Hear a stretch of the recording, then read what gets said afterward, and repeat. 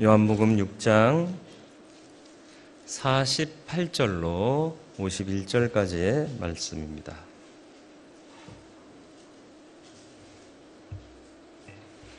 요한복음 6장 48절로 51절입니다.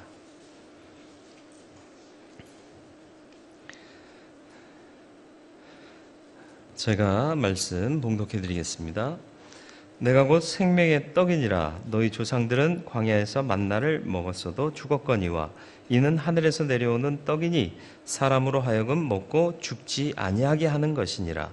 나는 하늘에서 내려온 살아있는 떡이니 사람이 이 떡을 먹으면 영생하리라. 내가 줄 떡은 곧 세상의 생명을 위한 내 살이니라 하시니라. 아멘. 동요 한 곡을 듣고 말씀을 나누도록 하겠습니다. 가사가 이렇게 진행되는 동안 이게 노래방처럼 이렇게 색깔이 변하거든요. 따라 부르셔도 됩니다.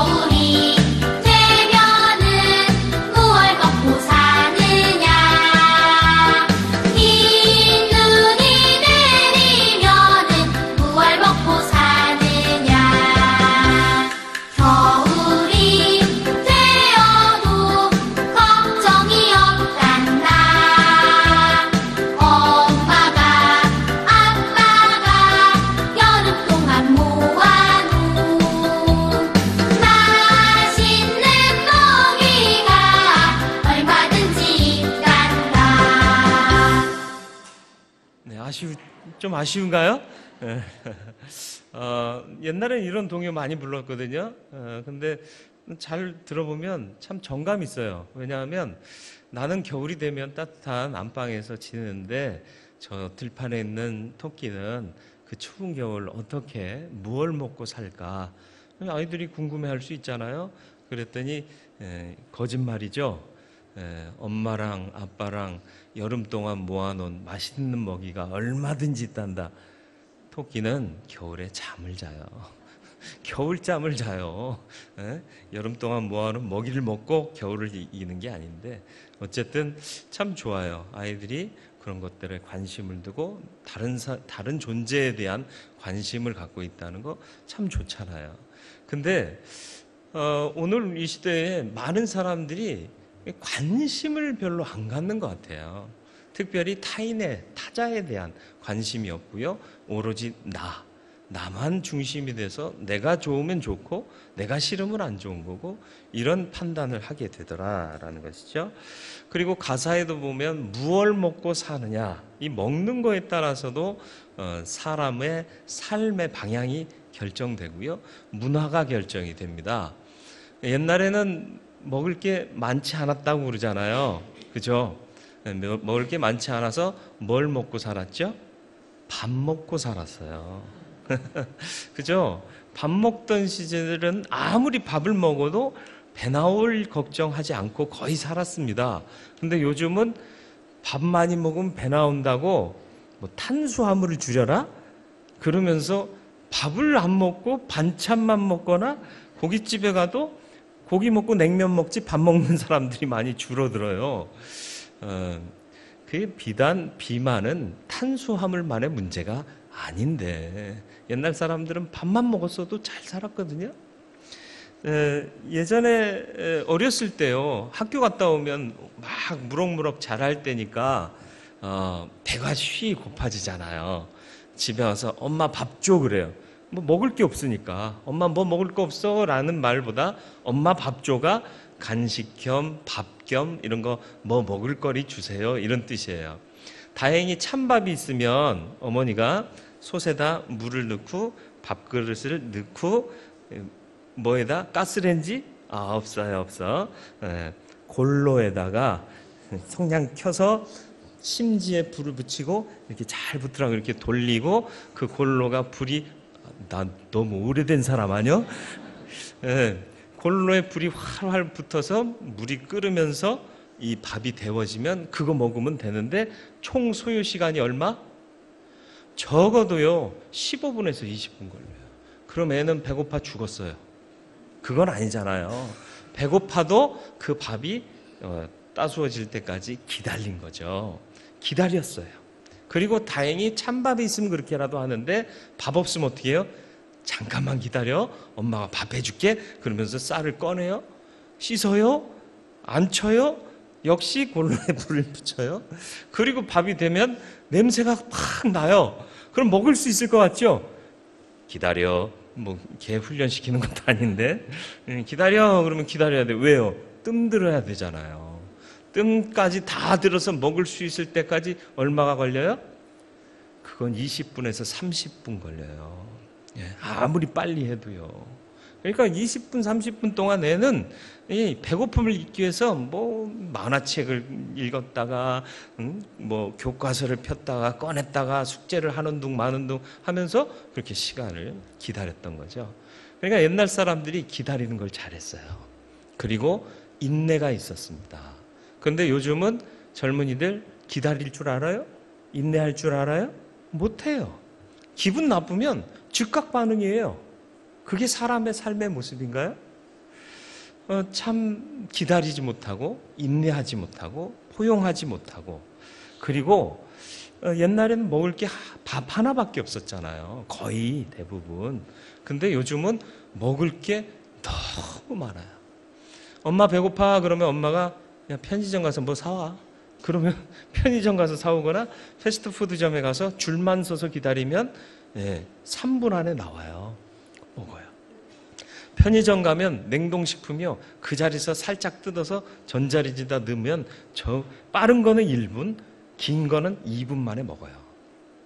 그러니까 빨리 안 되면 못 참는 거예요. 이게 습성화되는 거죠. 그리고 가서 먹을 거 고르다 보면요. 그것도 사뭇 시간이 가요. 왜요? 옛날엔 뭐밖에 먹을 게 없었다? 밥이요. 근데 가면은 세고 셌다니까? 샌드위치. 배고플 때 가봐. 다 먹고 싶잖아요. 그러니까 마트는 배고플 때 가는 거 아니라고 제가 말씀드린 적이 있어요. 배고플 때 가면 이것도 사고 저것도 사고 나중엔 다 안 먹고 유통기한 지나고 그럴 경우 많잖아요. 가면은 막 불닭볶음밥 뭐 시작해서 참치 마요 김밥, 삼각김밥을 먹을 건지 또 이걸 먹을 건지 저걸 먹을 건지. 옛날에는요 필기구요 볼펜 하나 사러 문방구에 가면 고민할 게 없었어요. 볼펜 주세요. 그러면 하얀 몸뚱아리에 까만 끄트머리 가진 153 볼펜 아니면 빠이 뭐 이런 볼펜 두 종류밖에 없었어요. 빠이는 저기 물 건너온 거고 153은 우리나라 제품이고 똑같은 모양이었잖아요. 그거 받아서 쓰면 됐어요. 근데요 볼펜 사러 문방구 가면 와 얼마나 많아요. 그리고 심은 몇 미리 쓸 거냐 0.18mm부터 나와요. 몰랐죠. 0.38도 가는데 우리는 0.7이었잖아요. 근데 어느샌가 0.5가 나오기 시작하면서 야 이렇게 가늘게 써져? 그랬는데 요즘은 0.38 그랬는데 더 가늘게 써지는 0.18이 나왔다니까요. 놀라지도 않아요. 색은 얼마나 휘황찬란해요. 옛날에는 검정, 빨강, 파랑 세 가지면 끝났어요. 근데 요즘은 뭐 연두, 뭐 스카이블루, 뭐 언어의 한계가 있네요. 뭐 이렇게 다양한 것들이 있어요. 다양하다는 게 좋은 것만은 또 아닐 수 있어요. 다양하다 보니까 자꾸 생각이 분열돼요. 흩어져요. 그러다 보니까 같은 편인 줄 알았는데 그 안에서도 다른 생각을 꿈꿔서 결국은 거기서도 쪼개지는 일들이 우리가 사회생활 하다 보면 많이 경험하게 되잖아요. 동호회 안에도 다른 분파들이 있어요. 누구누구파 누구누구파 그러면서 다 갈라져요. 그러면서 또 따로 또 뭘 만들고 그러면 또 그 안에서 또 갈라지고. 왜 그럴까요? 하나의 가치를 잃어버린 세대가 아닌가. 옛날에는 뭐밖에 먹을 게 없었다? 그거요. 그거 먹고도 튼튼하게 잘 자랐잖아요. 그렇죠? 그런데 인스턴트 식품으로 대변된 우리 문화는 인내를 잃어버리게 했고요. 기다림을 잃어버리게 했고요. 참을성을 사라지게 했습니다. 그리고 다양화된 세상의 문화가요, 우리가 하나에 집중하지 못하게 만들어서 생각이 분열되고 마음이 분열되고 다 세분화되게 만들어 버렸다라는 것입니다. 그만큼 우리가 너무 조급해지고 참지 못하는 사건 사고가 많은 사회가 되어 버렸다라는 거예요. 특별히 우리나라가 더 그런 것 같아요. 우리나라는요, 뭘 만들면 너무 다양하게 만드는 것 같아요. 핸드폰 회사도 하나의 핸드폰만 만들지 않잖아요. 뭐 출시하면 중저가형, 저가형, 뭐 그리고 기능이 뭐는 있고 뭐는 없고 다양하게 만들어내잖아요. 이런 것들이 너무 다양하다 보니까요, 하나의 가치를 잃어버려요. 하나 되고 융합하고 통합하고 힘을 모으고 협동하고 이런 가치는 어느샌가 사라져버리게 되더라. 하나는 힘입니다. 하나는 능력입니다. 획일화가 아니라 하나로 모아질 수 있는 것, 그리고 가장 올바른 하나가 있다면 그건 붙잡고 살 만한 가치가 된다라는 것입니다. 기독교가 믿는 하나님은 한 분이십니다. 하나님이라는 신명칭 자체가요, 하나밖에 없는 신이라는 뜻이에요. 예, 하느님 아닙니다. 하나님입니다. 한 분이신 하나님. 그래서 에베소서 4장 1절로 6절에 이런 말씀이 있어요. 그러므로 주 안에서 같이 내가 너희를 권하노니 너희가 부르심을 받은 일에 합당하게 행하여 겸손, 온유, 오래 참음으로 사랑 가운데 서로 용납하고 평안에 매는 줄로 성령이 하나 되게 하신 것을 힘써 지켜라. 다시요. 겸손, 온유, 오래 참음, 사랑, 용납, 평안, 이게 어떻게 이루어진다고요? 하나 되게 하신 것을 힘써 지킬 때 이루어진다는 거예요. 우리 사회 분열하고 있잖아요. 용서가 없잖아요. 화해가 없잖아요. 편안하지 않잖아요. 눈 뜨면 사건 사고가 얼마나 빈번합니까? 응? 지나가는 사람을 막 흉기로 찌르고 말이죠. 모르는 사람인데 왜 이래요? 하나의 가치를 잃어버린 세상이 되어버렸기 때문입니다. 몸이 하나요? 이어지는 말씀입니다. 성령도 한 분이시니 이와 같이 너희가 부르심의 한 소망 안에서 부르심을 받았느니라. 주도 한 분이요, 믿음도 하나요, 세례도 하나요, 하나님도 한 분이시니 곧 만유의 아버지시라. 만유 위에 계시고 만유를 통일하시고 만유 가운데 계시도다. 하나님 한 분 붙잡으면요, 통일돼요. 합력하게 돼요. 그리고 사랑하게 돼요. 오래 참게 돼요. 겸손하고 온유하게 돼요. 평안하게 돼요. 이 사실을 인정할 수 있기를 바랍니다. 밥 먹고 살 때 얼마나 정감이 있었습니까? 그죠? 밥 하나밖에 없을 때 그 정감이 이루어진단 말이에요. 그래서 오늘 예수님께서 당신 스스로를 하늘의 양식이다, 하늘로부터 온 양식이다, 밥이다, 이렇게 표현해 주신 거예요. 우리가 식인종이 아닙니다. 예수님 뜯어먹는 게 아니에요. 예수를 통해서 공급되는 그 하늘의 영적인 양식을 갖고 힘을 내어 살게 하는데, 그 삶의 모습이 바로 온유, 사랑, 용서, 겸손, 오래 참음, 그리고 평안, 이런 것들이다라고 말씀하고 있는 것입니다. 하나의 양식을 추구할 수 있는 저와 여러분들 되기를 축원합니다. 이건 강요해도 돼요. 밥 먹을 때 보면 치사라고 표현해야 되나? 좀 불편한 두 가지 유형이 있어요. 첫 번째 유형, 예전에는 그 식당을 가면 6명이 가면 테이블 몇 개 줬게요? 예전 얘기예요. 6명이 가면 6명 앉을 만한 좀 널찍한 자리 하나 줬어요. 요즘은 그렇게 주면 그 식당 다음부터 안 가요. 3인 3인 나누어 앉게 두 테이블을 줘야 지혜로운 식당 주인인 거예요. 네.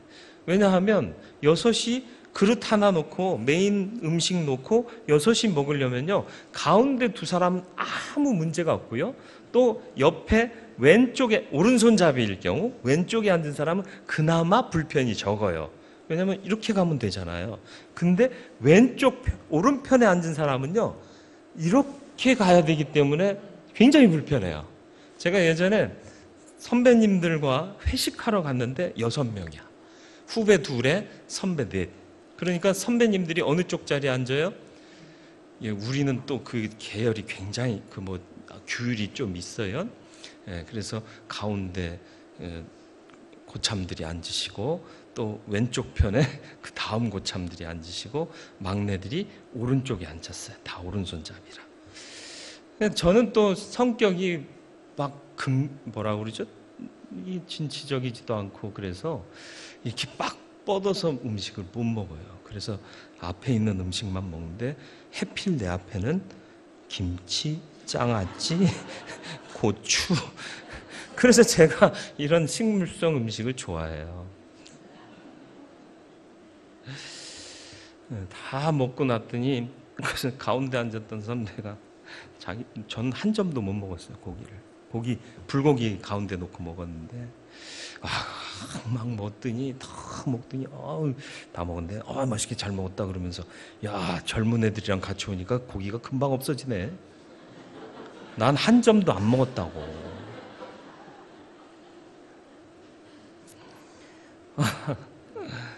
이런 속상한 일도 있어요. 두 번째의 경우에요. 자꾸 이걸 먹으라고 갖다 줘요. 난 그거 먹기 싫고 요거 먹고 싶은데, 맛있는 거니까 이거 먹어? 하면서 줘요. 예. 근데 먹고 싶은 거 먹게 놔두지 좀. 자꾸 이걸 먹으라고 강요하시는 분들이 있어요. 그냥 권하는 정도면 괜찮아요. 됐어요. 그러면 알았다고 그러고 그러면 되는데, 자꾸 갖다 먹으라고 하는 거예요. 이게 얼마나 맛있고 얼마나 귀한 건데 여기 와서 이걸 안 먹냐고. 그건 나는 안 먹고 싶다고. 이게 밥 먹는 얘기가 아니에요. 잘 생각해 보세요. 살아갈 때도요, 그렇게 하는 경우 참 많아요. 나는 좀 유리한 위치에 있다고 마음껏 즐겨요. 그리고 너 왜 못해? 너 왜 안 했어? 이렇게 얘기를 해요. 그럼 배려를 해야죠. 배려가 없어요. 그리고 남이 싫은 거 내가 좋다고 강요하면 되겠어요? 안 되겠어요? 안 되잖아요. 그런 거예요. 그러나 강요해야 될 때가 있습니다. 언제요? 아이가 채소를 안 먹어. 과일을 안 먹어. 고기와 인스턴트만 먹어. 그럼 어떻게 돼요? 변비 걸려요. 변비 걸려요. 어렸을 때, 젊었을 때야 그나마 이제 장 운동이 활발하고 그래서 괜찮아요. 며칠 만에 화장실 가고 괜찮아요. 그거 괜찮아요. 그래도 살아요. 그런데 나이가 먹을수록 어떻게 돼요? 문제가 생길 수 있어요. 그러니까 부모들이 그렇게 편식하는 애들한테는 채소 먹여요, 안 먹여요? 과일 먹여요, 안 먹어요? 야, 먹든지 말든지 네 좋은 거 먹어. 그러는 부모 없어요. 야, 이거 먹어. 안 먹으면 어떻게 해요? 그건 강제로 먹여야 돼요. 그래서 맛을 들여야 돼요. 먹게 만들어 놔야 돼요. 그래야 내가 좋은 게 아니라 이놈이 좋은 거야. 그렇지 않습니까? 그런 건 강요해도 돼요. 건강을 위해서는 강요해도 돼요. 그런데 만약 이게 건강을 뛰어넘어 생명이 달린 문제면 어떻게 해야 돼요?